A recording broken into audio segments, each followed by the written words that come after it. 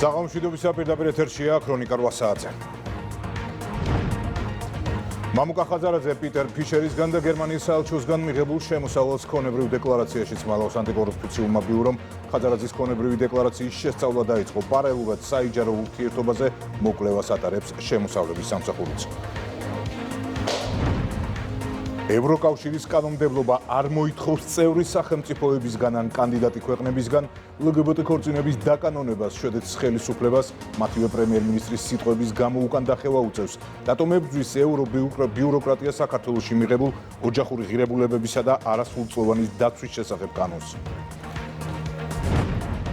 Deep State ის რაც შეერთებულ შტატებსა და ევროპის სხვადასხვა ქვეყანაში აღიარებულია, საქართველოში ოპოზიცია გამოგონილს უწოდებს. რადიკალები ქრონიკის კითხვებს გაურბიან. გადაკვალიფიცირებული ბრალი და ორწლიანი პატიმრობა მზია ამაღლობელის საქმეზე ბათუმის საქალაქო სასამართლომ განაჩენი გამოაცხადა.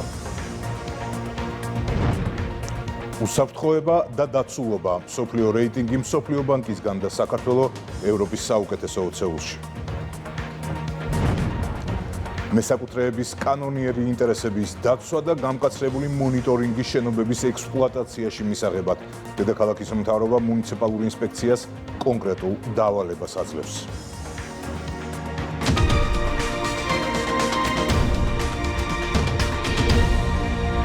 შემდეგ რაც პრეზიდენტმა არჩევნების დანიშვნის შესახებ ოფიციალური აქტი გამოსცა, განკარგულებიდან 4 ოქტომბრამდე მთელი რიგი სამართლებრივი რეგულაციები ამოქმედდა. მათ შორისაა წინასაარჩევნო აგიტაციისა და კამპანიაში მონაწილეობის აკრძალვა. ეს პუნქტი განსაკუთრებით აქტუალურია ქართულ პოლიტიკურ რეალობაში, რადგან ყველას კარგად გვახსოვს საქართველოში აკრედიტებული დიპლომატიური კორპუსის წარმომადგენლების მხრიდან აქტივობები თუ განცხადებები ოპოზიციის სასარგებლოდ. ნინო არგვლიანი გვეტყვის უფრო მეც პირდაპირ ეთერში. ის რაც არჩევნებამდე 2 თვით ადრე უნდა ვიცოდეთ. დღეიდან საარჩევნო რეგულაციები ოფიციალურად ამოქმედდა და ეს რეგულაციები ეხება არა მხოლოდ აგიტაციას და ადმინისტრაციული რესურსის გამოყენებას, არამედ იმ პროექტებსაც, რომელიც სხვადასხვა პარტიის მხარდასაჭერად იმართება. ასეთი კი საპარლამენტო არჩევნების წინ ბევრი ვნახეთ, რომლის ორგანიზატორი დიპლომატიური კორპუსი, მონაწილეები კი ოპოზიციის წარმომადგენლები იყვნენ. სწორედ წარსულის გათვალისწინებიდან გამომდინარე, რეგულაციების ამოქმედების პირველსავე დღეს მმართველი პარტია უცხოელ პოლიტიკოსებს და თბილისში მყოფ ელჩებს აფრთხილებს არ დაარღვიონ ვენის კონვენცია და არ უგულობელყო ქართული კანონმდებლობა, რომლის მიხედვითაც მათ საარჩევნო პროცესში ჩარევის უფლება არ აქვთ. წინასაარჩევნო კამპანია ოფიციალურად გახსნილია, საარჩევნო რეგულაციებმა კი მოქმედება დაიწყო. კანონი თანაბრად ვრცელდება საქართველოში მყოფ ყველა პირზე, მათ შორის დიპლომატებზე. დაუშვებელია პოლიტიკური განცხადებები, ფინანსური დონაცია, ოპოზიციისთვის შექმნილი პროექტები, სივრცეების გამოყოფა მეგობარი პარტიებისთვის. წარსული გამოცდილების გათვალისწინებით პარლამენტის თავმჯდომარე ამბობს, რომ 2 თვე იქნება ტესტი მათ გამოსავლენად, ვინც ცემს პატივს ქართველი ხალხის დამოუკიდებელ არჩევანს, ქვეყნის სუვერენიტეტსა და კანონის უზენაესობას. სამწუხაროდ ბოლო საპარლამენტო არჩევნებისას ჭარბად ვიხილეთ წინა საარჩევნო აგიტაციაში უცხოელი პოლიტიკოსების და დიპლომატების მონაწილეობა, როგორც განცხადებებით, ისე აგიტაციის დაფინანსებით, რაც როგორც ვენის კონვენციის, ისე საქართველოს კანონმდებლობის უხეში დარღვევა იყო.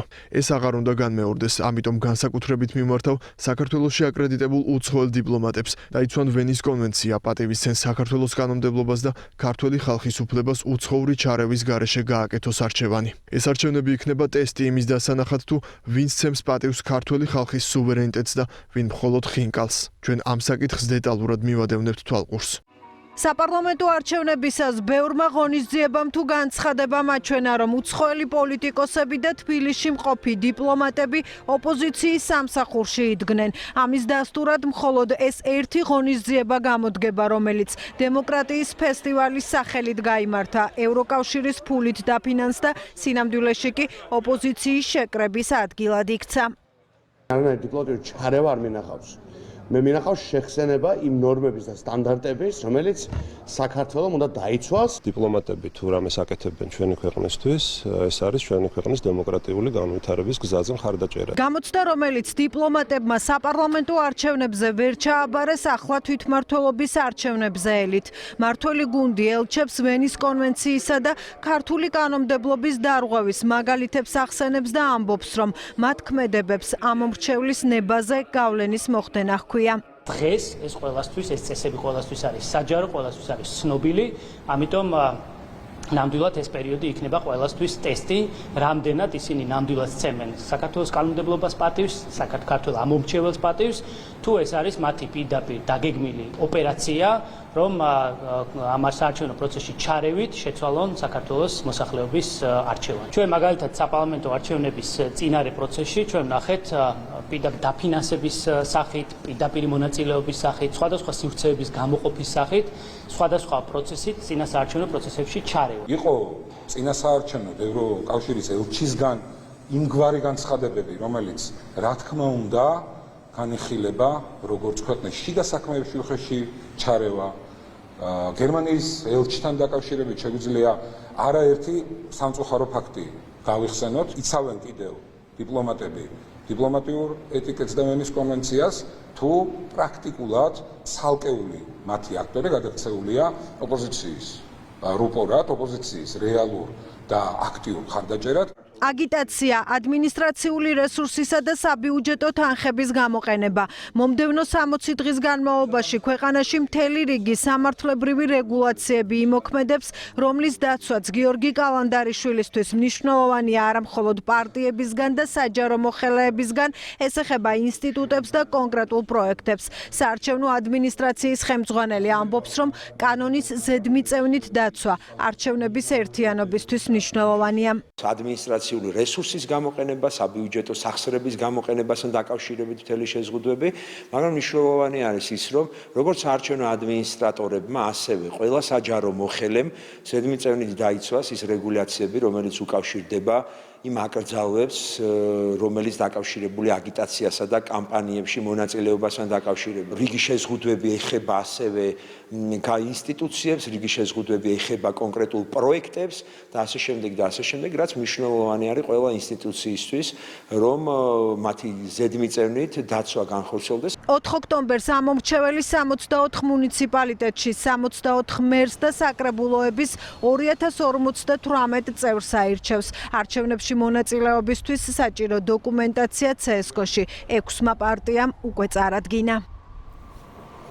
მამუკა ხაზარაძის ქონებრივ დეკლარაციას ანტიკორუფციული ბიუროს სწავლობს. პარალელურად მოკვლევას ატარებს შემოსავლების სამსახურიც.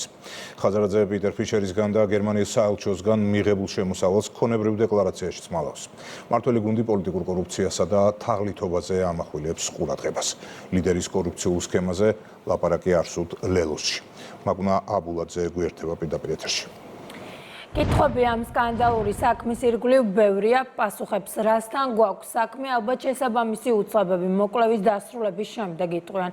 ფაქტი ერთია, ხაზარაძის ანგარიშზე რამდენიმე ტყუილი და საჯარო აღიარებაა. თაღლითობისთვის ერთხელ უკვე გასამართლებული პოლიტიკოსის მორიგი თაღლითობა თუ პოლიტიკური მხარდაჭერის სანაცვლოდ დიპლომატ მდგმურთან დადებული გარიგება. უფრო მეც მოგიყვებით სიუჟეტში. კორუფციული გარიგება თუ მორიგი თაღლითობა ანტიკორუფციულმა ბიურომ მამუკა ხაზარაძის ქონებრივი დეკლარაციის შესწავლა დაიწყო. უწყებას აინტერესებს, რატომ არ მოხვდა დეკლარაციაში ინფორმაცია ხაზარაძის ოჯახის დიპლომატი მდგმურის შესახებ, მიზანმიმართულად დამალეს თუ არა ხელშეკრულება, იყო თუ არა გაფორმებული მხარეებს შორის მართლაც ქირავნობის კონტრაქტი და რა თანხა დაუმალა თაღლითობისთვის ერთხელ უკვე გასამართლებულმა პოლიტიკოსმა სახელმწიფო ბიუჯეტს. მონიტორინგის მიზანია დადგინდეს დეკლარაციაში წარმოდგენილი ინფორმაციის სისწორე და შესაბამისობა საქართველოს კანონმდებლობასთან. განსაკუთრებული ინტერესის საგანს წარმოადგენს ის გარემოება თუ რა მიზეზით არ აისახა დეკლარაციაში შეთანხმება, რომელიც მამუკა ხაზარაძის ოჯახის წევრმა გააფორმა გერმანიის ფედერაციული რესპუბლიკის ელჩთან. მნიშვნელოვანია გამოიკვეთოს იყო თუ არა ხელშეკრულების დამალვა მიზანმიმართული, უკავშირდება თუ არა შემოსავლის დაფარვის მცდელობას და რამდენად შეესაბამება ეს ქმედება კანონით წარდგენილ ვალდებულებებს. ამასთანავე ბიურო აგრძელებს პოლიტიკური პარტიების ფინანსური საქმიანობის მუდმივ მონიტორინგს, რაც გულისხმობს შემოწირულობების კანონიერების შეფასებას. ამ კონტექსტში მიმდინარეობს მამუკა ხაზარაძის მიერ დეკლარირებულ შემოწირულობებთან დაკავშირებული გარემოებების შესწავლა, რათა სრული სურათი შეიქმნას პოლიტიკური კორუფციის შესაძლო რისკებთან დაკავშირებით. მართალია ხაზარაძემ დუმილი დაარღვია და კანონდარღვევაც აღიარა, თუმცა მის პარტიაში ლიდერის კორუფციულ სქემებზე საუბარი არ სურთ. კითხვა ბევრია, პასუხად კი ლელოს წევრებისგან ისევ უსუსური თავის მართლება და პოლიტიკური დემაგოგია ისმის. ეს არის ბოლშევიკური მენტალობის გაგრძელება, რომელსაც ჩვენ ხედავთ ქართული ოცნების მხრიდან წლების განმავლობაში. ეს ამავე დროს აჩვენებს, რომ ლელო ძლიერი საქართველო არის ქართული ოცნების მთავარი სამიზნე. თაღლითი ყველგან თაღლითია ქართული ოცნებისთვის. მამუკა ხაზარაძის რეპუტაციის გათვალისწინებით გასაკვირი არ არის, რომ საქმე გქონდეს მორიგ კორუფციულ გარიგებასთან. მით უფრო თუ გავიხსენებთ გერმანიის ელჩის დიპლომატიური ჩარჩოდან გასვლას და ქართულ პოლიტიკაში რადიკალური ჩარევის მცდელობას. თან სწორედ ლელოს ლიდერის მხარდასაჭერად შესაძლოა პეტერ ფიშერმა ხაზარაძისგან ფეშენებელური რეზიდენცია უფასოდ ყოველგვარი ხელშეკრულების სწორედ პოლიტიკური აქტივობებისა და რადიკალების მხარდაჭერის სანაცვლოდ მიიღო. არის თუ არა ეს პოლიტიკურადაც და სამართლებრივადაც გაუმართავი ურთიერთობა. ჩემი პასუხია და ჩვენი პასუხია, რომ დიახაც არის. ამის საწინააღმდეგო ჯერ არაფერი არ გამოქვეყნებულა. ერთადერთი რამეა გასარკვევი გერმანიის ელჩს ეს პოლიტიკურ ნაწილში რითი ექნება თავი სამართლებელი. თაღლითი არის ყველგან თაღლითი. როგორც წარმოგიდგენიათ, ასეთი ამხელა ევროკავშირის წევრი გერმანიის ფედერაციული რესპუბლიკის ელჩი, რომელიც საქართველოში წინა საარჩევნოდ იმას აქვია, ქირაობს ფარტს ერთ-ერთი ოპოზიციის წარმომადგენლისგან, მის ლიდერისგან, არც გადასახადებს არ იხდიან და მერე დგას და დაყვება ქვეყნის მასშტაბით რაღაც გარკვეულ აქციებზე. პასუხია ამ ყველაფერზე გასაცემი, არის სამწუხაროდ პასუხის ნაცვლად არის თითიდან გამოწვეული რაღაც არგუმენტები, რომელსაც არნაირი გამართლება არ არის. სკანდალური საქმის დეტალებს სწავლობს შემოსავლების სამსახური. უწყებამ ხაზარაძეების ოჯახისგან საბანკო ჩარიცხვების დამადასტურებელი დოკუმენტაცია უკვე გამოითხოვა. გერმანიის ელჩთან სავარაუდო კორუფციული გარიგების ეჭვებს საჯარო რეესტრში შესული ირინე ხაზარაძის განცხადებაც ადასტურებს. ოპოზიციონერი ლიდერის მეუღლემ საგადასახადო ხელშეკრულების რეგისტრაციის მოთხოვნით რეესტრს მას შემდეგ მიმართა, რაც ხაზარაძეების გარიგების შესახებ ინფორმაცია საჯაროდ გავრცელდა. დიპლომატიურ უწყებას ამ დრომდე განმარტება არ გაუკეთებია, რას აპირებს ოფიციალური ბერლინი უცნობია. ლელოს ლიდერის ირგვლივ სკანდალები ამით არ სრულდება. სპეციალურად ჩანიშნულ ბრიფინგზე დღეს ითქვა, რომ პარტიის ანგარიშები მიზანმიმართულად დაყადაღდა. არადა როგორც შემდეგ გაირკვა, იძულებითი საახსრულებო წარმოება სასამართლოს მიერ გაცემული საახსრულებო ფურცლის საფუძველზე. ანგარიშზე არსებულ მხოლოდ 1500 ლარზე მიმდინარეობდა. ახსრულების ბიურომ სულ ცოტა ხნის წინ გაავრცელა განცხადება, სადაც ნათქვამია, რომ ლელომ თანხა გადაიხადა და საქმის წარმოებაც შეწყდა. სურს ვაცნობოთ საზოგადოებას, რომ ლელო საქართველოს მიერ განხორციელდა სასამართლოს გადაწყვეტილებით დაკისრებული ადმინისტრაციული ჯარიმის გადახდა. შესაბამისად, ახსრულების ეროვნულმა ბიურომ დაასრულა საქმის წარმოება და ლელოს საქართველოს ანგარიშებზე შეზღუდვები გაუქმდა. კიდევ ერთხელ სურს განვაცხადოთ, რომ ახსრულების ეროვნული ბიურო მოქმედებს საახსრულებო წარმოებათა შესახებ საქართველოს კანონის შესაბამისად და აღმასრულებლების ყველა მოქმედება განპირობებულია სამართლიანობის პრინციპის დაცვისა და ეფექტიანი ახსრულების წარმოების მიზნით. როგორც უკვე მოისმინეთ, ახლა მთავარი კითხვა ამ პარტიის ლიდერის მიმართ დამალული გარიგების შესახებ არის. განმარტებებს არ აკეთებს არც დიპლომატიური უწყება. ეს მაკუნა აბულაძე იყო. ზია ამაღლობელი საპატიმროში წელიწადსა და 5 თვეს გაატარებს. მას სასამართლომ 2 წლიანი პატიმრობა მიუსაჯა, თუმცა მსჯავრდებულს 7 თვე მოხტილად ჩაეთვალა. გადაკვალიფიცირდა თავდაპირველი ბრალიც. დაცვის მხარე საქალაქო სასამართლოს გადაწყვეტილების გასაჩივრებას გეგმავს. არ დააყოვნა დიპლომატიური კორპუსის დემარშმაც. მარიამ ქართველიშვილის რეპორტაჟი. ორი წლით თავისუფლების აღკვეთა, 7 თვიანი ხმაურიანი სასამართლო პროცესი დასრულებულია. მოსამართლემ მზიამაღლობელს ბრალი გადაუკვალიფიცირა პოლიციელზე თავდასხმის ნაცვლად საზოგადოებრივი წესრიგის დამცველის მიმართ მუქარა ან ძალადობა. მზიამაღლობელი 351 მუხლის პირველი ნაწილით გასამართლდა. ორწლიანი სასჯელი სათვლა დაკავების დღიდან, ანუ 12 იანვრიდან დაიწყო. 7 თვე მსჯავრდებულ ქალს უკვე მოხდილად ჩაეთვალა. ამაღლობელი პირველივე პროცესიდან ამბობდა, რომ პასუხისმგებლობას არ გაურბოდა და კვალიფიკაციას არ ეთანხმებოდა. კვალიფიკაცია შეცვლილია დაცვის მხარე უკმაყოფილო.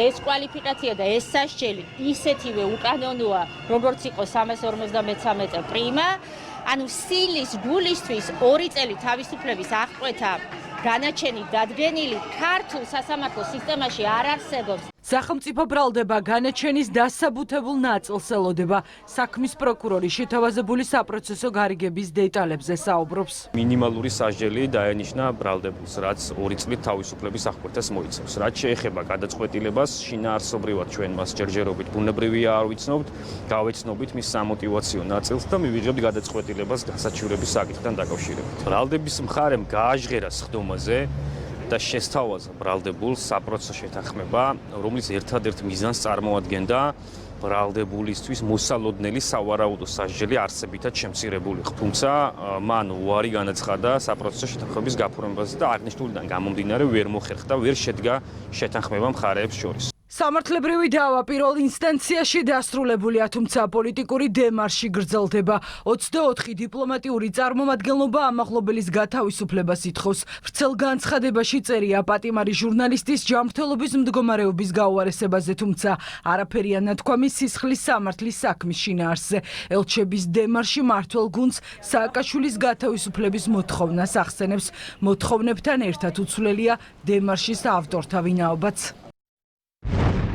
გავადროდა სტრასბურგის სასამართლოს მიერ მზია ამაღლობელის საქმეზე გამოტანილი გადაწყვეტილებით დადუმებული ელჩები გაიხსენებენ, როგორ შეცდნენ, როგორც არაერთხელ ქართული სასამართლოს განაჩენის შეფასებაში. მაგრამ ისევე როგორც არაერთხელ არც ერთი ეს საელჩო ბოდიშს არ მოიხდის. როგორც არ მოიხადეს ბოდიში სააკაშვილის საქმეზე, არ მოიხადეს ბოდიში მელიას საქმეზე, არ მოიხადეს ბოდიში გვარამიას საქმეზე, არ მოიხადეს ბოდიში რუსთავიორის საქმეზე, არ მოიხადეს ბოდიში პარლამენტის შტურმის საქმეზე. საერთოდ არც ერთ საქმეზე, რომელშიც ეს საელჩოები სტრასბურგის სასამართლოში მტყუანი აღმოჩნდნენ, ბოდიში არ მოიხადეს. სამწუხაროა, რომ ქართული მართლმსაჯულების მიმართ პოლიტიკურად მოტივირებული ცილისწამება და თავდასხმა ევროკავშირის ზოგიერთი წევრის ხელწერად იქცა. სამწუხაროა, რომ ასე გააუფასურეს საკუთარი სიტყვა. ანტურაჟის შექმნა პოლიციამ ბათუმის საქალაქო სასამართლოსთან სცადა. მათთვის სასამართლოს განაჩენი ტრადიციულად პოლიტიკურია. სახელისუფლებო გუნდში ამბობენ, რომ ამაღლობელის სისხლის სამართლის საქმის უკან პოლიტიკური ანგაჟირება და კონკრეტული პოლიტიკური სცენარი დგას. ხელის გარტყმა ამ შემთხვევაში არ ითვლება მხოლოდ კრიმინალურ დანაშაულად. ეს არის განზრახ გაკეთებული ქმედება, ჩადენილი ქმედება, რომელიც სახელმწიფო ინსტიტუტების მორყევის და საერთოდ განუკითხაობის ატმოსფეროს ემსახურება. ამას ემსახურება გარდა ამისა არა მარტო ეს ექსტრემისტთა ჯგუფი, არამედ ელჩების გარკვეული ნაწილი, ამოცანა სხვა არის. სახელმწიფო მოირყეს, დესტაბილიზაციის პროცესი განვითარდეს, რათა ხელისუფლებაში მოვიდნენ ადამიანები, ვისაც უბრძანებდა ჩაერთვება ომში. კიდევ ერთხელ დადასტურდა, რომ სასამართლო ჩვენს ქვეყანაში არის სრულიად დამოუკიდებელი და ის ფაქტი, რომ მუხლი გადაკვალიფიცირდა, მიუთითებს იმაზე, რომ მოსამართლე მიიღო სრულიად დამოუკიდებელი გადაწყვეტილება. სპეკულაციები ამ თემაზე ნამდვილად უადგილოა. მზიამაღლობელი ბათუმში აქციის მიმდინარეობისას 11 იანვრის ღამეს ადმინისტრაციული წესით დააკავეს. მალევე ხელწერილის საფუძველზე გაათავისუფლეს, რის შემდეგაც მან პოლიციის მაღალჩინოსანს ირაკლი დგებუაძეს დაარტყა. მეორედ პოლიციელზე თავდასხმისთვის დააკავეს. მას 4-დან 7 წლამდე პატიმრობა ემუქრებოდა. რატომ ითხოვენ საქართველოსგან ოჯახური ღირებულებებისა და არასრულწლოვანის დაცვის შესახებ კანონის გაუქმებას მაშინ, როდესაც ევროკავშირის ყველა წევრმა და კანდიდატმა ქვეყანამ თავად უნდა განსაზღვროს ამ საკითხების რეგულირება. მმართველი გუნდისთვის ნათელია, რომ ამ თემას გარე აქტორები პოლიტიკური შანტაჟისთვის იყენებენ. შეგახსენებთ, რომ შვედეთის პრემიერ-მინისტრის განცხადება ამავე ქვეყნის ევროკავშირის საქმეთა მინისტრმა დააკორექტირა. საუბარია ულფ კრისტენსონის სიტყვებზე ერთსქესიანთა ქორწინების დაკანონებაზე, რომლისკენაც მან უკრაინას მოუწოდა. რატი მეტრეველი გიამბობთ. შვედეთის პრემიერ-მინისტრის მიერ ერთნაირ სქესიანთა ქორწინების რეგულაციის მოთხოვნა შეცვლილი რიტორიკით ამავე ქვეყნის ევროკავშირის საკითხთა მინისტრმა გააბათილა. შვედეთის ხელისუფლებამ ფაქტია უკან დაიხია. ქრონიკის კითხვაზე ბუნდოვანი პასუხის შემდეგ შვედეთის საელჩოს დამატებითი შეკითხვით მივმართეთ. იგულისხმება თუ არა სიტყვებში LGBTQ პირების მიერ ადამიანის უფლებებით სრულად სარგებლობა ერთნაირ სქესიანთა ქორწინებაც. ვიდრე საელჩოსგან პასუხს მივიღებთ, ცნობილი გახდა შვედეთის ევროკავშირის საკითხთა მინისტრის პოზიცია, რომლის მიხედვითაც ცხადი ხდება, რომ LGBT ქორწინების საკითხი ევროკავშირის წევრობის სავალდებულო კრიტერიუმად არ განიხილება. ევროკავშირის კანონმდებლობა არ მოითხოვს მისი წევრი სახელმწიფოებისგან ან კანდიდატი ქვეყნებისგან, რომ თავიანთ კანონმდებლობაში LGBT ქორწინების ცნება მიიღონ. არადა რამდენიმე დღის წინ შვედეთის პრემიერი საპირისპიროს ამბობდა. ახლა როცა შვედეთმა პოზიცია შეცვალა და გაირკვა, რომ LGBT ქორწინების დაკანონება აუცილებლობას არ წარმოადგენს, მაშინ რატომ ებრძვის ევრობიუროკრატია საქართველოში მიღებულ კანონს ოჯახური ღირებულებებისა და არასრულწლოვანის დაცვის შესახებ? ქვეყნის პირველი კანონმდებლისთვის შვედეთის ევროკავშირის საკითხთა მინისტრის განცხადება იმის დასტურია, რომ საქართველოში მიღებული კანონი ევროინტეგრაციის საერთო პრინციპებს არ ეწინააღმდეგება. მნიშვნელოვანია, რომ შვედეთის საგარეო საქმეთა სამინისტრომ დააკორექტირა პრემიერ-მინისტრის ნათქვამი და დაადასტურა, რომ LGBT ქორწინების საკითხი წევრობის ფორმალური კრიტერიუმების მიღმაა.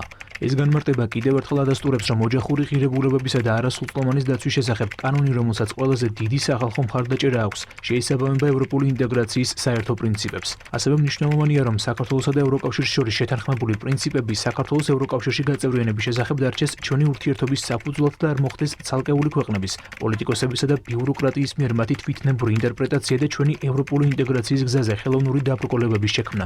საქართველოს ეროვნული ინტეგრაციის ერთგულია და აუცილებელია, რომ ჩვენი ეროვნული ღირებულებებისა და სახელმწიფოებრივი ინტერესებისათვის პრინციპულად დავიცვათ ჩვენი ხალხის უფლებები.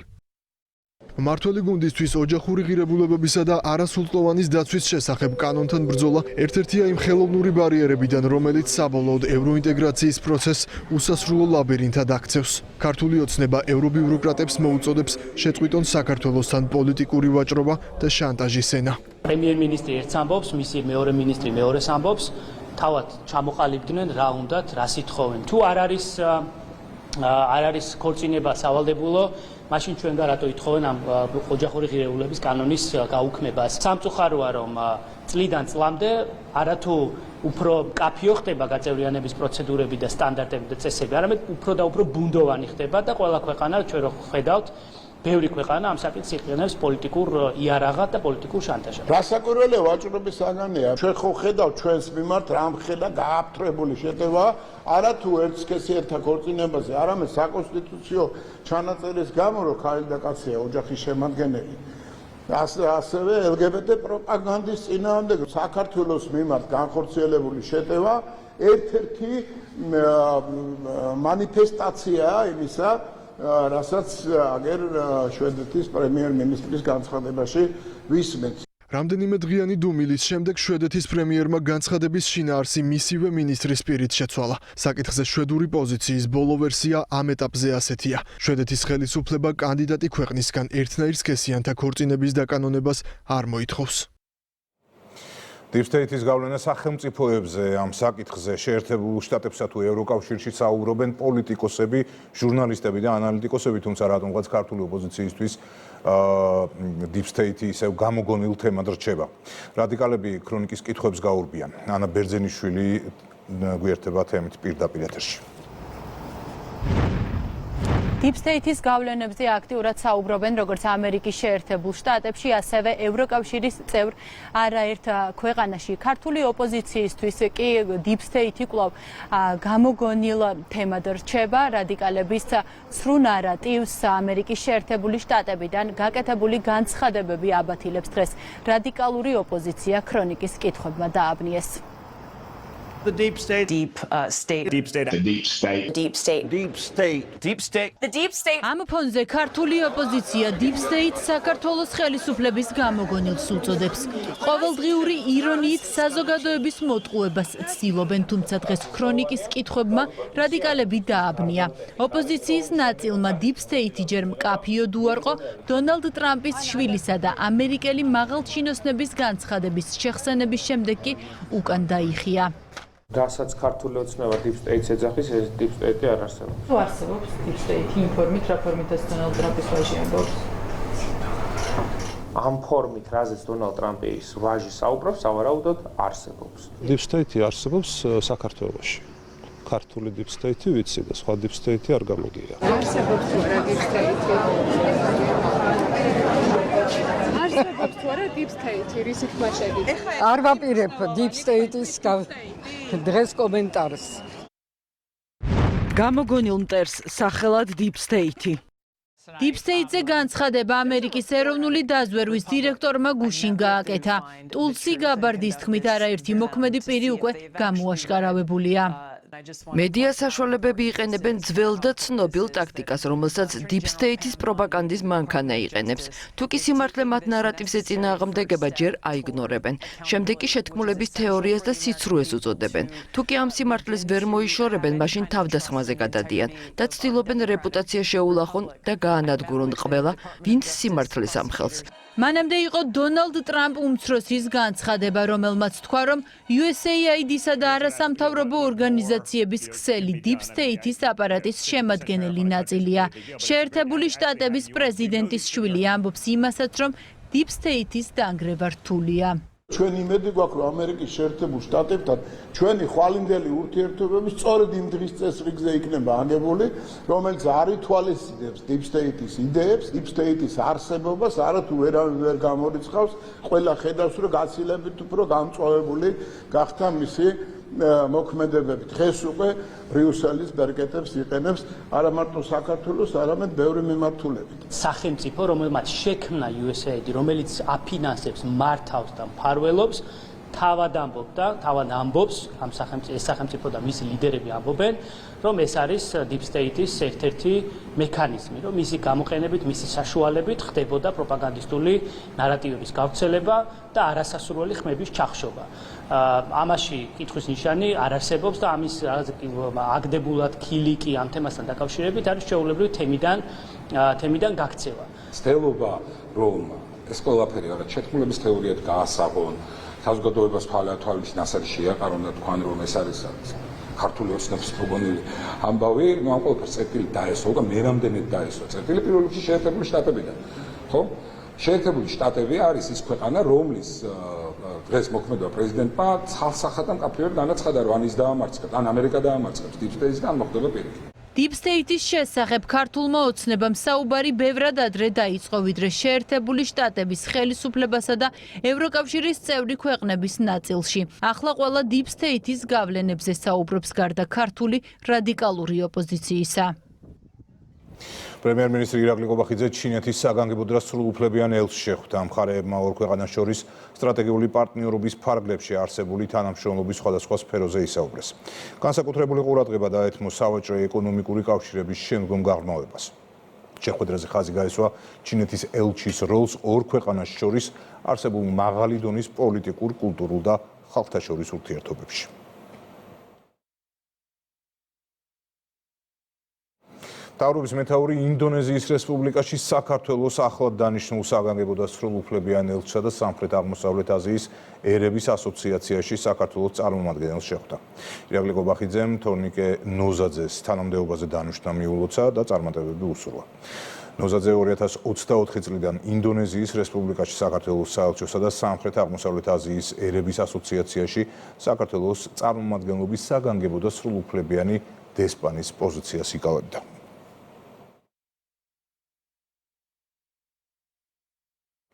შინაგან საქმეთა მინისტრი საზღვაო პოლიციის სტრუქტურულ დანაყოფებსა და სტრატეგიული მილსადენების დეპარტამენტში იმყოფებოდა. გეკა გელაძემ სწრაფი რეაგირების მთავარი სამმართველოს ინფრასტრუქტურა, სამუშაო სივრცეები, დანაყოფისთვის განკუთვნილი ავტოპარკი და სპეციალური აღჭურვილობა დაათვალიერა. მინისტრი საზღვაო პოლიციის უფროსთან დავით თამაზაშვილთან ერთად დაესწრო ტაქტიკური მომზადების საჩვენებელ სწავლებასაც. დაათვალიერა ბაზაზე არსებული კინოლოგიური სამმართველოც. გეკა გელაძე ასევე იმყოფებოდა სტრატეგიული მილსადენების დაცვის დეპარტამენტში, სადაც ადგილზე გაეცნო დანაყოფის საქმიანობის სპეციფიკას. შინაგან საქმეთა მინისტრი საექსპერტო კრიმინალისტიკური დეპარტამენტის კინოლოგიის სამსახურსაც ეწვია.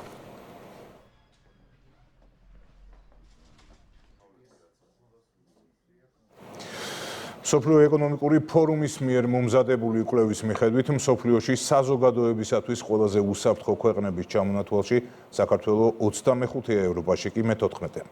უსაფრთხოებისა და დაცულობის ინდექსი მსოფლიო ბანკმა გამოაქვეყნა. მარიამ ბუღაძე ამბობს. საქართველო მსოფლიოს უსაფრთხოების რუკაზე წარმატებით პოზიციონირებს. უსაფრთხოებისა და დაცულობის ინდექსით ქვეყანა მსოფლიო რეიტინგში 25 ადგილზეა. ევროპაში კი საუკეთესო 20-ში და მე-14 ადგილს იკავებს. რეიტინგებს მსოფლიო ბანკი აქვეყნებს. საქართველომ უკვე შეძლო და საკუთარი წარმატებით გაუსწრო დიდი შვიდეულის ყველა ქვეყანას, ევროკავშირისა და ნატოს წევრ 24 სახელმწიფოს. მათ შორისაა ესპანეთი, შვედეთი, იაპონია, პოლონეთი, კანადა, ლატვია, იტალია, საფრანგეთი, გერმანია, დიდი ბრიტანეთი და ამერიკის შეერთებული შტატები. ამას ძალიან დიდი ეკონომიკური მნიშვნელობა აქვს განსაკუთრებული ტურისტული სექტორისათვის, მოგზაურთათვის, ვინც უნდა საქართველოში ჩამოსვლა, დროის გატარება, აქ უსაფრთხო გარემო ყველას ელოდება და საქართველო გამორჩეული ქვეყანა ამ თვალსაზრისით მსოფლიოში. რეიტინგებით ცხადყოფს, რომ ქვეყნისა და სახელმწიფო ინსტიტუტების მიმართ ნდობა მაღალია. უსაფრთხოების კუთხით საქართველოს წარმატება ქვეყანაში ინვესტიციების ზრდას განაპირობებს, რაც დადებითად აისახება ეკონომიკურ მაჩვენებლებზე. დიდი ნდობა თავის მხრივ განაპირობებს დაბალ საინვესტიციო რისკებს ქვეყანაში და ყოველივე ეს მიუთითებს იმაზე, რომ მომავალ პერიოდში ჩვენ უნდა ველოდოთ ინვესტიციების კიდევ უფრო ზრდას, რადგან უსაფრთხოება ნომერ პირველი პრიორიტეტია, როდესაც კომპანიები თუ ესეთ თუ ის ქვეყნები საინვესტიციო გადაწყვეტილებებს იღებენ. გლობალური გამოწვევებისა და რეგიონში მიმდინარე ომის ფონზე საქართველომ უსაფრთხო ქვეყნის სტატუსის შენარჩუნება შეძლო, რაც სახელისუფლებო გუნდის მთავარი მიზანია. მსოფლიო ბანკის კვლევა აჩვენებს, რომ სახელმწიფო სწორ პოლიტიკას ატარებს. მსოფლიო ბანკი, როგორც ერთ-ერთი ყველაზე ავტორიტეტული ორგანიზაცია, რომელიც აფასებს არა მარტო ბიზნესის და ეკონომიკის განვითარების თემებს, სადაც საქართველოს მოწინავე ადგილებზეა, არამედ საერთოდ ზოგადად შექმნილ სიტუაციას საქართველოში ინვესტიციისათვის ხელსაყრელ პირობებს, კორუფციასთან ბრძოლის თემას, უსაფრთხოებას. ეს კიდევ ერთხელ მიუთითებს, რომ საქართველო დგას იმ გზაზე, რომელიც მიდის ევროკავშირის წევრობისკენ და როგორც არაერთხელ გაცხადა და ბევრი ესეთი 10-ეული და 5-ეულში და 20-ეულში იქნება კიდევ ჩვენი ქვეყანა. სახელმწიფოს გონივრული და თანმიმდევრული პოლიტიკა ხელს უწყობს ქვეყნის პოზიციების გაუმჯობესებას ყველა სფეროში, რაც საერთაშორისო რეიტინგებით არაერთხელ დადასტურდა. ფაქტია ისიც, რომ ქვეყანა რეგიონში მრავალი მიმართულებით უკონკურენტოა. მესაკუთრეების კანონიერი ინტერესების დაცვა და გამკაცრებული მონიტორინგი შენობების ექსპლუატაციაში მისაღებად. დედაქალაქის მთავრობამ მუნიციპალური ინსპექციას კონკრეტული დავალებები მისცა. კანონდარღვევის შემთხვევაში ინსპექციას შესაძლებლობა ექნება კომპანიებს სანქციები დააკისროს. მარიამ მელაშვილი ამბობს. მშენებლობის მაღალი ხარისხისა და მოსახლეობის უსაფრთხოების დასაცავად თბილისის მერია ექსპლუატაციაში მისაღების საცხოვრებელი შენობების შემოწმებასა და ზედამხედველობას ამკაცრებს. მოსახლეობის სურვილის გათვალისწინებით მუნიციპალური ინსპექცია საცხოვრებელი კორპუსების ექსპლუატაციაში დროულად მისაღებად კონკრეტულ ღონისძიებებს გაატარებს, მათ შორის შენობებსა და შესაბამის დოკუმენტებს ადგილზე შეამოწმებენ. მესაკუთრეების კანონიერი ინტერესების დაცვის მიზნით მინდა დავავალო ინსპექციას გაამკაცროს მონიტორინგი და გაატაროს კანონმდებლობით გათვალისწინებული აბსოლუტურად ყველა ზომა იმ შემთხვევებზე, როდესაც მშენებლობა დასრულებულია და არ ხდება დამკვეთის კომპანიის მხრიდან ვალდებულებების სრულად და ჯეროვნად შესრულება შენობების ექსპლუატაციაში მისაღებად. გამკაცრებული ზედამხედველობის ფარგლებში მუნიციპალურ ინსპექციას შესაძლებლობა ექნება დარღვევების შემთხვევაში კომპანიებს კომუნიკაციების შეუზღუდოს ან სხვა სახის სანქციები დააკისროს. კანონმდებლობით დაადგენილი ღონისძიებები გატარებული იქნება მაშინაც, როდესაც მშენებლობა დამთავრებულია და დამკვეთი ვალდებულებებს აღარ ასრულებს. გავამკაცრებთ ჩვენ მონიტორინგს იმ კომპანიების მიმართ, ვინც სრულად და ჯეროვნად არ ასრულებენ თავიანთ ვალდებულებებს და ამით გარკვეულ პრობლემებს უქმნიან იმ მესაკუთრეებს, რომლებიც ცხოვრობენ აღნიშნულ კორპუსებში. მექანიზმები არსებობს, რაც ასევე კანონმდებლობით არის გათვალისწინებული და ყველა ამ მიმართულებით აქტიურად დავიწყებთ მუშაობას და მონიტორინგს. თბილისის მერიის მიერ შემუშავებული პროექტის სამშენებლო ობიექტების ექსპლუატაციაში მიღების დროებითი წესი 2023 წლიდან უკვე ამოქმედებულია. პროექტის ფარგლებში აშენებული 910 საცხოვრებელი კორპუსი უკვე ექსპლუატაციაშია და განხილვის პროცესშია 230 შენობა. გოძიაშვილის ქუჩაზე მდებარე მრავალბინიანი კორპუსის მაცხოვრებლებმა დროებითი წესის პროექტით უკვე ისარგებლეს და მათი საცხოვრებელი კორპუსი რამდენიმე თვეა ექსპლუატაციაში მიიღეს. არსებობდა მცირედი არქიტექტურული შეუსაბამობა და რის გამოც ვერ ხერხდებოდა მისი შესწორება და ექსპლუატაციაში მიღება. ამ პროექტის მიხედვით შემოწმდა ყველაფერი, მივიღეთ მიიღო მერიამ ექსპლუატაციაში ჩვენი კორპუსი და რის შედეგად ჩვენ უკვე შევქმნით მდიდართ მესაკუთრეობის სამხანაგობა და ამის შემდეგ გვაქვს წვდომა მუნიციპალურ სერვისებზე. 2018 წლიდან მუნიციპალურმა ინსპექციამ მოქმედი კანონმდებლობის, სამშენებლო ნორმების, სტანდარტებისა და სანებართო პირობების დაცვით 7000-მდე შენობა ექსპლუატაციაში უკვე მიიღო. ახალი საბავშვო ბაღი ტირძნისში, სკოლამდელი აღზრდის დაწესებულება დვანში, შინდისში, მოხისსა და ქვენანტკოცაში. ინფრასტრუქტურის მინისტრი დღეს გორისა და ქარელის მუნიციპალიტეტებში იმყოფებოდა. რევაზ სოხაძე საგანმანათლებლო ინფრასტრუქტურის მიმდინარე და დასრულებულ პროექტებს გაეცნო. ანა შეპკინასა და ნუცა ფიჩხმანაშვილის რეპორტაჟი.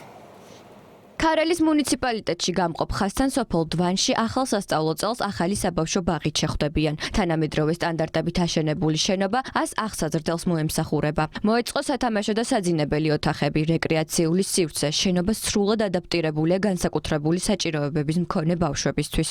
2 წლის მანძილზე ჩვენ ვიარეთ მეზობელ სოფელში, ანუ სამხსოვრო პროცესი არ ჩაშლილა მაინც, შიდა და გარე სივრცეები არაჩვეულებრივია. როგორც სათამაშო მოედანი, ასე რეკრეაციული ზონა გვექნება. წინა ბაღი შედარებით ძალიან პატარა იყო და ისეთი კომფორტული არ იყო, როგორც ახლა არის და ორი ბავშვი ვატარე წინა ბაღში და ეს მესამე ახლა მოდის ახალ ბაღში და ძალიან გვიხარია და ძალიან კმაყოფილები ვართ. გორის მუნიციპალიტეტის სოფელ ტირძნისში კი 150 აღსაზრდელისთვის გათვალისწინებული საბავშვო ბაღის სრული რეაბილიტაციის ნაცვლად ძველი შენობის დემონტაჟი და ახალი შენობის აგება გადაწყდა. ხოლო შინდისში საკონტრაქტო პირობების დარღვევის გამო შეჩერებული სარეაბილიტაციო პროცესი უახლოეს პერიოდში დაიწყება და 2026 წლის გაზაფხულისთვის სოფელს სრულად განახლებული საბავშვო ბაღი ექნება. იქიდან გამომდინარე, რომ ტირძნისის და შინდისის საბავშვო ბაღების მდგომარეობა არ შეესაბამებოდა იმ სტანდარტებს, სტანდარტებით არის მოთხოვნილი, გადაწყდა აღნიშნული ბაღების სარეაბილიტაციო სამუშაოების ჩატარება, მაგრამ ხელახალი შესწავლიდან გამომდინარე გადაწყვეტილება მიიქრა მიღებული, რომ აშენდეს ორივე ლოკაციაზე ახალი საბავშვო ბაღი. ახალი საბავშვო ბაღების მშენებლობა აქტიურად მიმდინარეობს ქარელის მუნიციპალიტეტში. სოფელ ქვენატკოცაში 75, ხოლო მოხისში 50 ბავშვისთვის განკუთვნილი ახალი შენობები შენდება. პროექტი ითვალისწინებს ყველა საჭირო შიდა და გარე ინფრასტრუქტურის მოწყობას. საბავშვო ბაღებში უზრუნველყოფილია თანამედროვე უსაფრთხო და ბავშვების განვითარებაზე ორიენტირებული გარემო.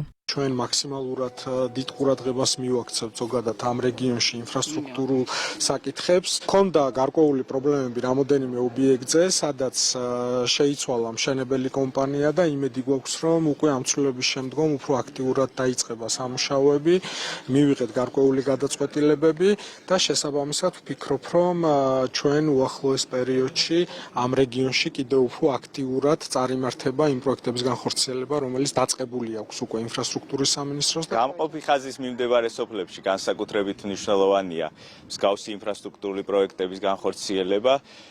მუნიციპალური განვითარების ფონდი აღნიშნულ რეგიონში 27 პროექტს ახორციელებს, 27-ვე საბავშვო ბაღების მშენებლობა, საიდანაც 14 უკვე დასრულებულია, დასრულების ეტაპზეა. ხოლო დანარჩენი 13-ის მშენებლობა, რეაბილიტაციის პროცესი მიმდინარეობს. გორისა და ქარელის მუნიციპალიტეტებში საგანმანათლებლო ინფრასტრუქტურის არსებული პროექტები ეტაპობრივად 2026 წლამდე დასრულდება. საქართველოს რკინიგზა ფოთი-თბილისი ფოთის მიმართულებით კვირაში 4-ჯერ რეგულარულ საკონტეინერო ბლოკ-მატარებლებს ნიშნავს. ეს კი იმას ნიშნავს, რომ კონტეინერის პორტიდან თბილისში ჩამოტანა უმოკლეს დროში მოხდება. გივი კუჭავას რეპორტაჟი. ფოთი თბილისის მიმართულებით ახალი საკონტეინერო სატვირთო მატარებლის პირველი რეისი უკვე შესრულდა. ფოთი თბილისი ფოთის რეგულარული საკონტეინერო მატარებლები კვირაში 4 ჯერ წინასწარ განსაზღვრული გრაფიკით იმოძრავებენ. შედეგად ტვირთის მფლობელები პორტში მიღებული ტვირთის თბილისში ჩამოტანას უმოკლეს დროში შეძლებენ. ეს არის სიახლე და გაუმჯობესებული სერვისი ჩვენი მომხმარებლისთვის, რომელიც საშუალებას აძლევს ჩვენ მომხმარებლებს, რომ პორტებში მიღებული ტვირთები ჩამოიტანონ თბილისში, წინასწარ დადგენილი გრაფიკი იქნება, ყოველდღიური გრაფიკი იქნება ბლოკმატარებლის და განსაზღვრული დროებით. ახალი სატვირთო სერვისი ხელშეუწყობს ფოთიდან თბილისში მომავალი ტვირთის და უკან მიმავალი ცარიელი კონტეინერების ტრანსპორტირების მანქანიდან რკინი გზაზე გადართვას, რაც შეამცირებს გადაზიდვების ხარჯებს, ასევე განტვირთავს საავტომობილო გზებს. ტვირთის მფლობელებს წინასწარ ექნებათ ინფორმაცია კონტეინერის გამოგზავნის და ტერმინალში მიწოდების შესახებ. ფოთსა და თბილისის შორის რეგულარული საკონტეინერო ბლოკმატარებლების მიმოსვლა უზრუნველყოფს უფრო ჩქარ გადაზიდვას საკონტეინერო გზავნილების ქვეყნის შიგნით. ეს რა თქმა უნდა გაზდის ასევე ფოთის პორტის ეფექტიანობას და უფრო ნაკლებ ხარჯიანი იქნება ეს გადაზიდვები ქვეყნის შიგნით. ფოთი თბილისი ფოთის მიმართულებით ახალი სატვირთო ბლოკმატარებლის დანიშვნა ქვეყნის ლოგისტიკურ შესაძლებლობებს კიდევ უფრო გააუმჯობესებს. გაიზრდება ფოთის პორტის ეფექტიანობაც. მატარებლის განრიგი უკვე შედგენილია. ფოთიდან წამოსულ მატარებლებს თბილისის მშრალი პორტი მიიღებს. მატარებლები შემოვლენ დრაიპორტში. ეს სიახლე განხორციელდა საქართველოს მთავრობისა და საქართველოს რკინიგზის მხარდაჭერით. წარმატებებს უსურვებთ თითოეულ ჩვენგანს. იმედი მაქვს ჩვენი მომხმარებლებიც კმაყოფილები იქნებიან. საქართველოს სტრატეგიულად მდებარეობს აღმოსავლეთ-დასავლეთისა და ჩრდილოეთ-სამხრეთის ლოგისტიკური მარშრუტების გზაჯვარედინზე. ამ ობიექტის ამოქმედება გააუმჯობესებს საქართველოს ინფრასტრუქტურას, რაც ჩვენ და მომხმარებლებს საშუალებას მოგცემს ავაჩქაროთ საოპერაციო პროცესები. ახალი ობიექტი ხელშეუწყობს ლოგისტიკური ოპერაციების ეფექტიანობის ზრდას საქართველოში. საქართველოს სატრანსპორტო დერეფანში გატარებული ტვირთების დინამიკა ყოველწლიურად იზრდება. ჩინეთიდან და ჩინეთისკენ საქართველოს გავლით გადაზიდული კონტეინერების რაოდენობა 2025 წელს 173%-ით გაიზარდა. ასევე გაზრდილია ბაქო-თბილისი-ყარსის რკინიგზით გადაზიდული კონტეინერების რაოდენობა. თბილისის მერია რევმატოიდული ართრიტის სამკურნალო ზვირადღირებული მედიკამენტის დაფინანსებას იწყებს. მოქალაქემ ვაუჩერის მისაღებად ჯანდაცვისა და სოციალური მომსახურების საქალაქო სამსახურს უნდა მიმართოს. თითო ყირიმლიშვილი გიამბობთ. ვიდრე ამის საჭიროება ჯერ კიდევ არსებობს, არავის არ დავტოვებთ პრობლემების პირისპირ. თბილისის მერია რევმატოიდული ართრიტის სამკურნალო მედიკამენტის დაფინანსებას 1 სექტემბრიდან დაიწყებს. ბენეფიციარი მედიკამენტისთვის დაფინანსების მისაღებად რამდენიმე კრიტერიუმს უნდა აკმაყოფილებდეს. მათ შორის პროგრამის მონაწილე ბოლო 2 წლის განმავლობაში თბილისში უნდა იყოს რეგისტრირებული. სოციალურად დაუცველი ოჯახების მონაცემთა ერთიან ბაზაში რეგისტრირებულ ყველა პირს, რომელთა სარეიტინგო ქულა არ აღემატება 150.000 მედიკამენტი დაუფინანსდებათ სრულად 100%-ით. სხვა ყველა ადამიანს, ვინც საჭიროებს და ჩართული იქნება აღნიშნულ პროგრამაში, 80%-იანი დაფინანსება ექნება მუნიციპალიტეტის მხრიდან. სანამ პროგრამა ამოქმედდება, ბენეფიციარები დამატებითი ინფორმაციის მიღებას თბილისის მუნიციპალიტეტის ვებგვერდზე შეძლებენ. ძვირადღირებული მედიკამენტის დაფინანსების მისაღებად განცხადებასთან ერთად საჭიროა პირადობის დამადასტურებელი დოკუმენტის ასლი. თბილისში რეგისტრაციის საინფორმაციო ბარათი ჯანმრთელობის ცნობა, იგივე ფორმა 100, კონსილიუმის დასკვნა და ინფორმაცია მედიკამენტის საფასურის შესახებ. საჭირო დოკუმენტებით კი მოქალაქეებმა დაფინანსების მისაღებად მერიის ჯანდაცვის სამსახურს უნდა მიმართონ. ეს არის ძალიან ცუდი დაავადება, რომელიც საბოლოო ჯამში იწვევს ძვლების დეფორმირებას და შესაბამისად საბოლოო ჯამში ხდება ადამიანი ქმედუუნარო და ეს მედიკამენტი ახდენს ამ მისი პროგრესის შეჩერებას და ადამიანების ჯანმრთელობის ხარისხი მნიშვნელოვნად უმჯობესდება და პრაქტიკულად მათი მდგომარეობა არის გაუმჯობესებული და მნიშვნელოვანია, ვინაიდან ამ მედიკამენტის ღირებულება, საბაზრო ღირებულება იყო საკმაოდ მაღალი, ხოლო ამ პროგრამის დაწყების შემდეგ უკვე მისი ფასი შემცირდა. სპეციალისტები დროული მკურნალობის მნიშვნელობაზე ამახვილებენ ყურადღებას. ექიმები განმარტავენ, რომ სრულყოფილი მკურნალობის შემთხვევაში დაავადების დამარცხებას შესაძლებელი არისთვისაც ზვირადღირებული მედიკამენტებია საჭირო. არის შემთხვევები, როცა დაავადება სწრაფად პროგრესირებს, არ არის პასუხი სინთეზურ მკურნალობაზე, ეგრეთ წოდებულ სინთეზურ დაავადების მამოდიფიცირებელ პრეპარატებზე და ასეთ შემთხვევაში საკითხი დგება ბიოლოგიური პრეპარატის ჩართულობის. აი სწორედ ბიოლოგიური პრეპარატი გახლავთ ძალიან ზვირადღირებული, მაღალბიუჯეტური, რომლის შეძენაც პაციენტის სახსრებით ძალიან რთული. პრეპარატის დროული ადეკვატური ჩართულობა არა მხოლოდ ამცირებს ანთებით აქტივობას, არამედ შეიძლება რომ შეჩერდეს დაავადების მიმდინარეობა. მედიკამენტების დაფინანსებისთვის ბიუჯეტიდან წელს 300,000 ლარია გამოყოფილი, თუმცა მომავალი წლიდან თანხა გაიზრდება. ტურიზმის ეროვნულმა ადმინისტრაციამ კერძო სექტორის წარმომადგენლებს ახალი მარკეტინგული კამპანია გააცნო. კამპანიის ფარგლებში მასშტაბური აქტივობები ერთდროულად ევროპის, აზიისა და ამერიკის კონტინენტზე ყველა სტრატეგიულ ბაზარზე ტარდება. ნინ ჩუბინიძე გიამბობთ. პარიზსა და ვარშავაში საქართველოს უნიკალურ ბუნებას, მრავალსაუკუნოვან ისტორიასა და თანამედროვე ტურისტულ სივრცეებს უკვე ყოველდღიურად ეცნობიან. ევროპული ქალაქები საზოგადოებრივი ტრანსპორტი და ცენტრალური მოედნები საქართველოს ტურისტული პოტენციალის ამსახველი ბანერებით არის ბრენდირებული. ტურიზმის ეროვნული ადმინისტრაციის მიერ 31 ქვეყანაში დაწყებული საერთაშორისო მარკეტინგული კამპანია საქართველოს ტურისტული ცნობადობის გაზრდაზეა ორიენტირებული. ჩვენ სტრატეგიულ ბაზრებზე კერძო სექტორთან ერთად ვიწყებთ ერთობლივ ღონისძიებებს, ეს იქნება სხვადასხვა ტიპის შეხვედრები იმისათვის, რომ კერძო სექტორმა პრემიუმ კლასის პარტნიორები მოიძიონ, რათა ერთად შეძლონ ახალი სეგმენტის, პრემიუმ კლასის სეგმენტის ჩამოყვანა საქართველოში. ევროპის, აზიისა და ამერიკის 11 ქვეყანაში მასშტაბური ღონისძიებები ერთდროულად მიმდინარეობს. დაგეგმილია მედიატური საერთაშორისო გამოფენებში მონაწილეობა და ცნობილი გამოცემების მიერ სტატიების გამოქვეყნება. მიზანი საქართველოს ტურისტული პოტენციალის ზრდა. საინტერესოა ეს B2B შეხვედრები, იმიტომ რომ უფრო ხშირად, უფრო ეფექტურიც არის, ვიდრე ზოგადი გამოფენები, სადაც ძალიან ბევრი კონკურენტიც არის ხოლმე წარმოდგენილი და ასეთ შეხვედრებზე უფრო მეტი კონცენტრაცია საშუალებას მოგცემს, რომ უფრო მეტი ხალხი მოვიზიდო და რა თითოეულ ჩადებული ფული და ინვესტიცია ამ მიმართულებით უფრო ეფექტური იყოს. ტურიზმის სექტორი ამბობს, რომ ეს კამპანია მათთვის არა მხოლოდ რეკლამა, არამედ რეალური სამუშაო იარაღი, რომელიც გლობალურ ბაზარზე პოზიციონირებაში დაეხმარებათ. B2B შეხვედრები, ვებინარები, გამოფენებში მონაწილეობა, ყველაფერი ერთად ქმნის სივრცეს, სადაც მათ პროდუქტის, მომსახურების და გამოცდილების სხვებისთვის გაცნობა შეუძლიათ. საინტერესო ასევე ინდოეთის მიმართულება, რომელიც უშუალოდ ქორწილების სეგმენტს მოიცავს და ჩვენ სექტემბერში მონაწილეობას ვიღებთ დელიში მსგავს გამოფენაზე, სადაც უშუალოდ ფოკუსი ხდება ქორწილებზე და ვფიქრობთ, რომ ეს ძალიან საინტერესო ბაზარია ზოგადად სეგმენტია საქართველოსთვის. მნიშვნელოვანია და ძალიან გამეხარდა, რომ ევროპაზე ესეთი აქტიური კამპანია წავა, განსაკუთრებით სკანდინავია, იმიტომ რომ ერთ-ერთი ყველაზე კარგი ტურისტით ხასიათდება და ძალიან მაღალმხარჯველობით უნარიანია, ამავე დროს ძალიან კულტურული ტურისტია. საერთაშორისო კამპანიები და მათთან ერთად შექმნილი პარტნიორული პლატფორმები ტურისტული ნაკადების მოზიდვის წინაპირობა, რის საფუძველზეც საქართველოს ტურიზმი ახალ ეტაპზე გადავა.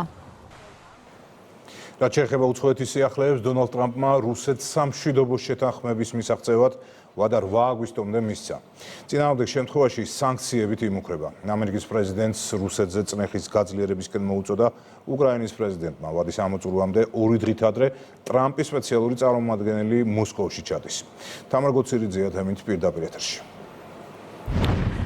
კრემლში სტივ ვიტკოფის შეხვედრა ვლადიმერ პუტინთან 3 საათს გაგრძელდა. დონალდ ტრამპის სპეციალური წარმომადგენელი მოსკოვში უკვე მეხუთე ჩავიდა, თუმცა ეს მისი პირველი ვიზიტია მას შემდეგ, რაც ამერიკის პრეზიდენტმა რუსეთის მიმართ რიტორიკა გაამკაცრა და მოსკოვს უკრაინაში სამშვიდობო შეთანხმების მისაღწევად კონკრეტული ვადა მისცა.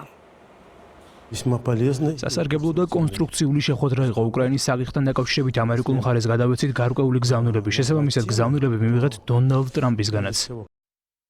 პუტინის თანაშემწე მეტი დეტალის გამხელისგან თავი შეიკავა, თქვა, რომ კრემლი დონალდ ტრამპის ინფორმირებას დაელოდება. უცნობია გადასცა თუ არა ვიტკოფმა მოსკოვში ამერიკის საელჩოში მისვლის შემდეგ კრემლის გზავნილი თეთრსახს. მან მოსკოვი ისე დატოვა, რომ კომენტარი არ გაუკეთებია. თუმცა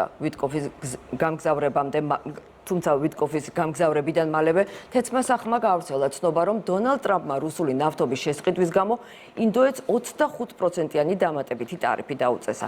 ანალოგიური განკარგულება შესაძლოა სხვა ქვეყნებზეც გავრცელდეს, რომლებიც რუსეთის საწვავს ყიდულობენ. მეორადი ტარიფები ტრამპის მხრიდან რუსეთის მიერ ულტიმატუმის შეუსრულებლობის შემთხვევაში ერთ-ერთი მუქარა იყო. ნახოთ რა მოხდება რუსეთში შეხვედრისას, ამის შემდეგ მივიღებ ტარიფებზე გადაწყვეტილებას. ბოლო 5 თვის განმავლობაში 5 ომი გავაჩერე, მინდა რომ ეს მე-6 იყოს. ამ საკითხზე ყველაზე მეტი მუშაობა გვიწევს. რას თავაზობს პუტინი ტრამპს? მიდის თუ არა დათმობაზე ცეცხლის შეწყვეტის საკითხში უცნობია. დასავლური მედიის ვერსიით, კრემლი ომის მალე დასრულებას არ აპირებს. თუმცა ამ ეტაპზე მეორადი სანქციებისთვის თავის ასარიდებლად უკრაინაში საჰაერო ზავზე თანახმაა. ცეცხლის ნაწილობრივი შეწყვეტას არ ეთანხმება კიევი. ცოტა ხნის წინ გავრცელდა ცნობა, რომ სტივ ვიტკოვს ამერიკის სახელმწიფო მდივანი ესაუბრა. მარკო რუბიო ამბობს, რომ ვაშინგტონი ვიტკოვის კრემლში ვიზიტის შედეგების განხილვის შემდეგ გააკეთებს განცხადებას. ამერიკული მედიის ცნობით, დონალდ ტრამპი ტელეფონით უკვე ესაუბრა ვოლოდიმირ ზელენსკის. მოგვიანებით კი ოვალური კაბინეტიდან სპეციალურ განცხადებას გააკეთებს. თუმცა უცნობია, რა საკითხს შეეხება ტრამპი ამჯერად. თამარ გოცირიძე საუბრობდა პირდაპირ ეთერში. პოლონეთის პრეზიდენტმა ფიცი დადო და საპრეზიდენტო ვადის პირველივე დღე პრემიერ-მინისტრთან დაპირისპირებით დაიწყო. კაროლ ნოვროცკიმ პირობა დადო, რომ არ დაუშვებს ევროკავშირის წევრობის გამო პოლონეთის ეროვნული იდენტობისა და სუვერენიტეტის დაკარგვას. პროევროპელმა დონალდ ტუსკმა კი მას შეახსენა, რომ ქვეყანას მთავრობა მართავს. მარიამ გიგანის რეპორტაჟი. უარი ევროს და უარი ევროკავშირის მხრიდან შიდა სახელმწიფოებრივ საქმეებში ზედმეტ ჩარევას. პოლონეთის ახალი კონსერვატორი პრეზიდენტი აცხადებს, რომ მას ევროპული ბლოკის წევრობა სურს, თუმცა მხოლოდ ეროვნული იდენტობის და სუვერენიტეტის შენარჩუნებით. მე ვიქნები მათი ხმავისაც სუვერენული პოლონეთი სურს. პოლონეთი, რომელიც ევროკავშირშია, თუმცა არ იგივდება ევროკავშირთან, არამედ რჩება პოლონეთად. მათ შორის პოლონეთის მთავრობასთან დისკუსიებში, გადაწყვეტილებებში და საერთაშორისო ასპარეზზე. არასოდეს დავთანხმდები იმას, რომ ევროკავშირმა პოლონეთს კომპეტენციები წაართვას. უარს უცხადებ ევროს შემოღებას და ვემხრობი პოლონურ ვალუტას. ბოლო დროს პოლონეთის კონსტიტუციას რეგულარულად არღვევენ და უნდა დავიწყოთ მუშაობა ახალ კონსტიტუციაზე. დაუშვებელია მმართველობა ისეთი ფორმით გაგრძელდეს, როგორიც დღესაა. ნავროცკიმ საინაუგურაციო სიტყვაში აღნიშნა, რომ ის პოლონელმა ხალხმა მმართველი პარტიის საარჩევნო პროპაგანდისა და ტყუილების მიუხედავად აირჩია. პოლონეთის ახალმა პრეზიდენტმა ოპონენტებს მიუტევა კიდეც. ევროკავშირის მომხრე პრემიერ-მინისტრმა დონალდ ტუსკმა ნავროცკის განცხადებაში კონფრონტაციული ტონი ამოიკითხა და მის გეგმებს ილუზიები უწოდა. იმედი მაქვს, ეს დამცინავი და კონფრონტაციული ტონი პრაქტიკულ შედეგებამდე არ მივა. მიწევს ხოლმე მოთმინებით მოვუსმენო ისეთ სიტყვებს, რომლებიც ყოველთვის რეალობას არ შეესაბამება და ოცნებებია. პრეზიდენტი მალე შეეჩვევა პოლონეთში არსებულ რეალობას. რეალობა კი ისაა, რომ პრეზიდენტი წარმომადგენელია, მთავრობა კი მმართველი. კონსერვატორი პრეზიდენტისა და ცენტრისტი პრემიერ-მინისტრის დაპირისპირების ფონზე პოლონეთის ახალი რეალობა პოლიტიკურ კონფლიქტებს მოასწავებს, თუმცა პოლონელი ხალხი იმედოვნებს, რომ კაროლ ნავროცკი ქვეყანას ევროკავშირის მიერ თავსმოხვეული რეგულაციებისა თუ იდეოლოგიებისგან დაიცავს. ქარს უნდა გავატანოთ მემარცხენეები, ასევე ლგბტ ხალხი და სხვა ნაგავი, როგორც ეს უნგრეთმა გააკეთა. გვინდა რომ მემარჯვენე ძალა გუმართავდეს, ის დაგვპირდა რომ მიგრანტებს აღარ შემოუშვებს ქვეყანაში და იზრუნებს ჩვენზე. ჩვენ მას ვენდობით. ამჟამინდელ მთავრობას კი საერთოდ არც ერთი დაპირება არ შეუსრულებია. კაროლ ნავროცკი პრიორიტეტად ეროვნულ ინტერესებს მიიჩნევს და პრეზიდენტ დონალდ ტრამპის მხარდაჭერა აქვს. პოლონელმა ხალხმა ტრამპის პოლიტიკის მომხრე კონსერვატორი პრეზიდენტის არჩევით ევროპის მასშტაბით მზარდ ტენდენციას აუწყო ფეხი. ვაშინგტონ პოსტი წერს, რომ უნგრეთში ორბანი, სლოვაკეთში ფიცოს და პოლონეთში ნავროცკის მმართველობა ევროკავშირში პოლარიზაციის გაღრმავებაზე მიანიშნებს. ეს ყველა სიახლეს გაიცნობთ იმედი News G-ზე, მე ხოლმე გამშვიდობებით.